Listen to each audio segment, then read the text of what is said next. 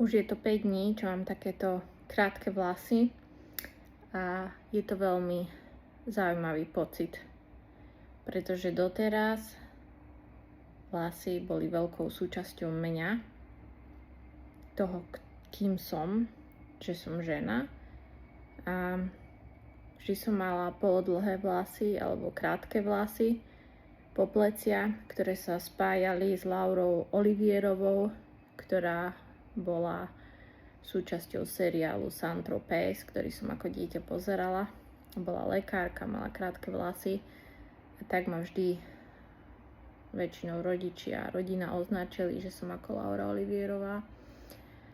Avšak cez leto som začala cítiť, že si chcem ostrihať vlasy. Bol to vnútorný hlas, ktorý mi hovoril, že treba sa zbaviť tejto akejsi identity. A je to taká nová skúsenosť, pretože nie je to v spoločnosti asi celkom normálne, aby baba mala takéto krátke vlasy. A človek aspoň cíti, koľko ega v sebe ešte ostalo. Pocit, že si chce dať čiapku, aby nikoho nestretol alebo nemusel čeliť pohľadom alebo otázkam. Ježiš, ty sa ostrihala a prečo? No. Takže je to zaujímavá skúsenosť. A veľmi som šťastná, že mám takéto krátke vlasy. Aspoň viem, aké to majú chalani ľahké, keďže sú za 3 minúty osprchovaní a nemusia si ani fénovať vlasy.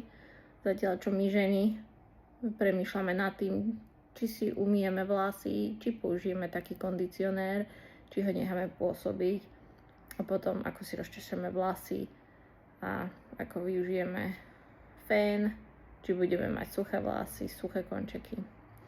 Takže je to jedna veľmi zaujímavá skúsenosť a som za ňu veľmi vďačná, pretože ak som predtým nosila nejaké označenia a nálepky, tak teraz mám pocit, ako by som bola nepopísaný list papiera a ako by to bola len duša v schránke, v tele, ktorá ešte nie je označená.